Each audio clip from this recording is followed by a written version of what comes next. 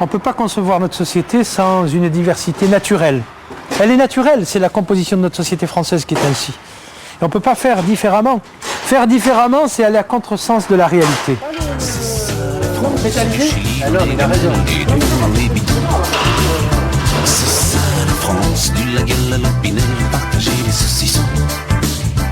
Slimane Azoug est sur tous les fronts. Il doit repartir à Marseille, car il préside aussi un club d'entrepreneurs français, tous d'origine algérienne.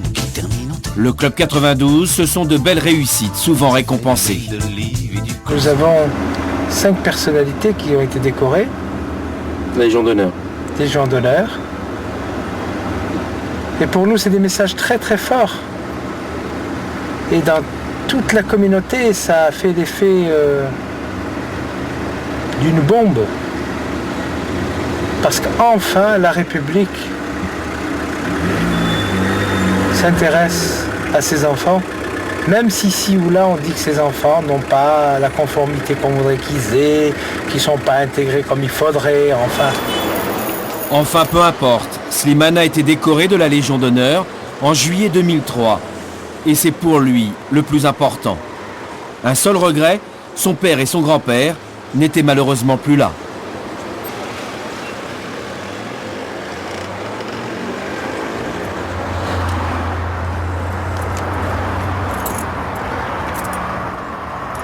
Alors là, on se dirige au siège social de la famille Azoug. Et son nom historique, c'est la Villa Angèle. Pourquoi la Villa Angèle? Parce que Fernandel, qui a habité pendant une période à la création, à la réalisation de cette maison, lui a donné le nom d'Angèle, le fameux nom qu'on retrouve dans la Fille du Puisatier. Oh, la légende dit qu'il a vécu avec une maîtresse ici, mais bon, de ce que je sais, c'est que c'est bien lui qui a donné ce prénom Angèle à cette maison.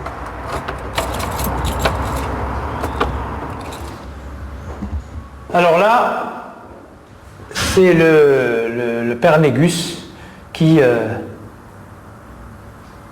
lors de chaque chargement de bateau, il était là pour préparer le bétail, pour charger les bateaux pour l'exportation sur l'Arabie Saoudite, sur l'Algérie et sur d'autres pays.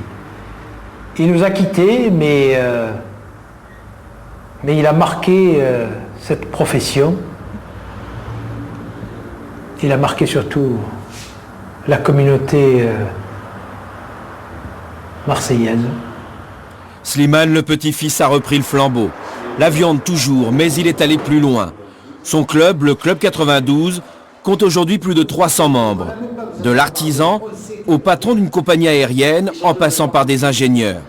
Leur chiffre d'affaires cumulé est estimé à plus de 500 millions d'euros par an. Ils emploient plus de 4000 personnes en France et des centaines en Algérie. Il y a une banque qui va se créer à Marseille, de la communauté, il faut qu'on y soit dedans. Okay, il y a le pétrole algérien, il y a des réformes qui vont être faites, il faut que les Français soient dedans. C'est une obligation. On n'a pas le droit d'être extérieur. Il y a des fois, on va y participer. Il y a des missions qui sont montées successivement et autour de la table, il y a des gens qui vont faire partie de missions. Il faut qu'on y participe.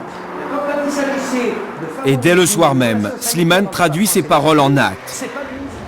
Nous sommes au Conseil régional Provence-Alpes-Côte d'Azur. Il accueille le ministre algérien des privatisations. Bonjour, Les deux hommes se connaissent bien. Bonjour. Mon épouse. Voilà. En 40 ans, c'est la première fois que notre région donne de l'importance à l'Algérie. Et enfin, aujourd'hui, notre pays d'origine est placé sur le même angle que tous les grands États et toutes les grandes puissances de notre région. Monsieur Vauzel, comment allez-vous? Bonjour, ça va et vous? Très bien, merci de nous accueillir. Cela fait déjà plusieurs années que Slimane tente de convaincre tous les acteurs économiques marseillais de se tourner vers le Maghreb. Bonsoir. Oui. Il a désormais une opportunité unique. L'Algérie lance un vaste programme de privatisation. 1200 entreprises publiques sont à vendre. Slimane ne veut pas que les Français passent à côté. Il va donc mener une mission exploratoire en Algérie. Une mission au parfum très particulier. Slimane n'a jamais oublié que son grand-père a quitté le pays dans l'espoir d'une vie meilleure. Et c'est lui, le petit-fils, l'homme d'affaires qui va se retrouver en face des grands patrons et des ministres algériens. C'est lui qui va plaider la cause des entrepreneurs français. Sera-t-il entendu? Parviendra-t-il à renouer les liens entre ces deux pays? Slimane y croit. Pour lui, la France ne doit plus tourner le dos à l'Algérie. Retour à Marseille. Slimane Azoug nous a donné rendez-vous à l'extérieur de la ville où il perpétue une tradition familiale. Une fois par an, pour la fête de l'Aïd, Slimane retourne à la ferme. Amène-moi une pince avec un numéro. Ou toi ou Karina? Karina, elle est devant l'entrée. Oh fort. Salam alaikum. Il doit vendre des centaines de moutons pour le sacrifice rituel. Pour les musulmans, c'est une fête incontournable et une aubaine pour les éleveurs français. Merveilleux. Tu vois, il a échappé, ils l'ont pas enlevé. Voilà. Salam alaikum. Celui-là, il est beau, celui-là. Ah, celui-là, il a un beau poil. Allez, c'est bon? Ils viennent d'où ces moutons Ceux-là, c'est des Tarasconnais. C'est la pure race française. C'est des agneaux qui sont préparés il y a plus d'1 an. Ils sont nés en octobre de l'année passée. Et les éleveurs de notre région les préparent spécialement pour l'Aïd. Alors, sur le côté droit, ça, c'est des agneaux aveyronnais. Mon grand-père, déjà, qu'on appelait le Négus parce qu'il avait les cheveux poivrés, déjà faisait des aveyronnais, mon grand-père. Et mon père a succédé. Et forcément, comme les anciens ne font que des bonnes choses, j'ai suivi ce que mon grand-père a fait et mon père. Là, c'est des agneaux pyrénéens. Et vous le remarquerez par leur taille, et c'est des agneaux rustiques. Toujours cette obsession de vendre du bétail français. Pour cette fête, plus de 400 000 moutons seront achetés dans toute la France. Slimane, lui, en 2 jours, en vendra plus de 2000.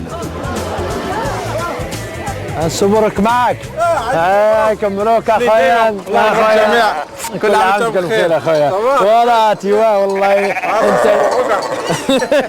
voilà.